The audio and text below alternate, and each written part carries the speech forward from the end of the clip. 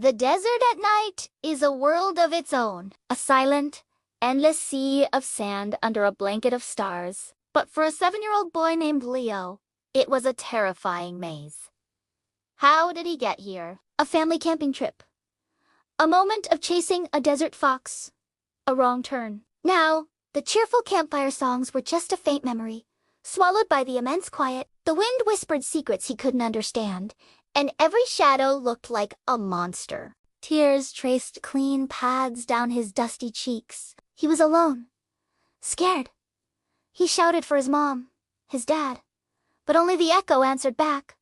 A lonely ghost in the dark. He stumbled on, his small legs heavy with fear and exhaustion, the cold seeping into his bones. The vast, beautiful desert had become his prison. He curled up behind a rock, shivering, his hope fading with the warmth of the day. Just as his eyes began to close, a faint light appeared in the distance. A single, bobbing light. Was it a car? A mirage? He was too tired to be sure. The light grew closer, and soon he could make out the silhouette of a man walking, holding a lantern. The man had a kind, weathered face, etched with lines that told stories of sun and wind. He wore simple, old-fashioned clothes and carried a worn leather satchel. He didn't seem surprised to find a little boy in the middle of nowhere. He simply knelt down, his eyes filled with a gentle warmth that chased away the cold. "You seem to be a bit lost, little one," he said, his voice deep and calm, like the gentle rumble of distant thunder. Leo, too exhausted to speak, just nodded, fresh tears welling up. The man smiled. "Don't you worry. I know these sands better than my own home. Let's get you warm."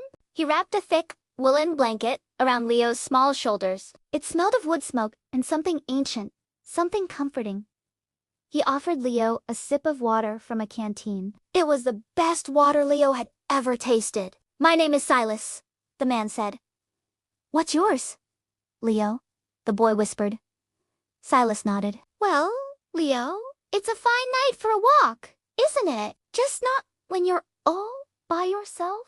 He helped Leo to his feet, and they started walking, the lantern casting a golden circle of safety around them. Silas didn't ask how Leo got lost. Instead, he pointed to the stars, naming the constellations. He told stories of the desert, of clever coyotes and wise old owls. He spoke of the desert not as a threat, but as a living, breathing thing, full of secrets and wonders. For the first time that night, Leo wasn't scared. He felt safe.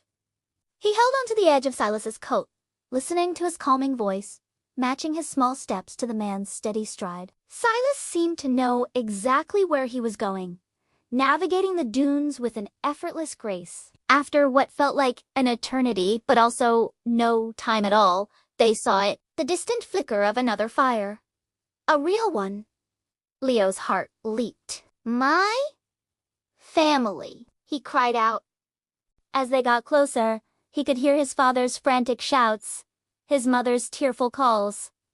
He broke into a run, shouting, "Mom! Dad! I'm here!" The reunion was a blur of tears, hugs, and overwhelming relief. His parents held him tight, checking him over, their faces a mixture of joy and terror. When his father finally looked up to thank the man who had brought his son back, the desert was empty. Silas was gone. The only things left were the woolen blanket wrapped around Leo and a single, deep set of footprints in the sand, leading away into the darkness before vanishing completely. They searched.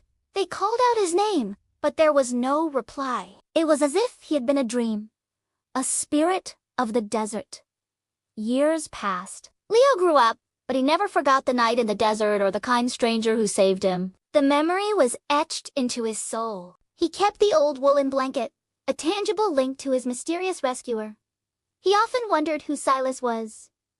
A hermit, an angel. The question lingered, unanswered. Leo became a doctor, driven by a deep-seated desire to help others, to be the person who shows up when all hope seems lost. He wanted to give back the same kindness that was shown to him on that cold, starlit night. He specialized in emergency medicine, working in the most challenging environments. A quiet hero in his own right, always carrying the memory of Silas as his guide. One day, While cleaning out his late grandfather's attic, Leo stumbled upon an old, dusty chest.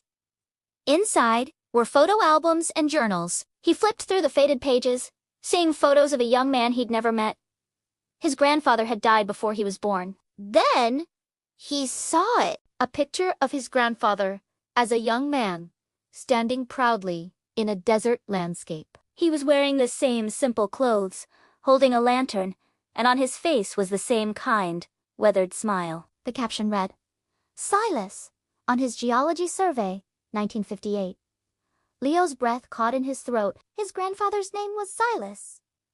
He frantically opened a journal. In it, his grandfather wrote about his love for the desert, his deep connection to its silent beauty. One entry, written just before he passed away from a sudden illness, was a letter to the future, to his unborn grandchild. He wrote of his hopes that his family would continue to find wonder in the world, to be kind, to help those in need. He ended the letter with, "Know that I will always be watching over you, guiding you through the dark places. Even when you feel lost, I will be there to light your way home." The pieces clicked into place. The face, the name, the deep sense of peace he felt that night. It wasn't a stranger who had saved him. It was a love that transcended time, a promise kept from beyond the veil. The man who had walked with him through the desert, who had taught him not to fear the darkness, was his own grandfather. A man he'd never met, but who had saved his life in the most profound way possible. The revelation washed over Leo, not with shock, but with a deep, peaceful understanding. The mysterious act of kindness was a legacy, a bond that death could not break. His life's work as a doctor, his instinct to save others, was not just a career. It was a continuation of his grandfather's spirit. That night, Leo drove out to the desert. He stood under the same blanket of stars, the old woolen blanket wrapped around his shoulders. He was no longer a lost little boy, but a man who had found his purpose. He looked up at the cosmos and whispered into the wind, "Thank you, Grandpa. I'm home." He finally understood. Sometimes, the greatest acts of kindness come from places we can't explain. They are echoes of love, passed down through generations. To save a life is to save a world, and to be saved is to be given a chance to pass that light on. Hope is the lantern we carry in the darkest of nights, and kindness is the guide that always leads us back to the path. Remember that, even in your loneliest moments. You are part of a story far greater than you can imagine. A story of love that never truly ends. Thanks for watching.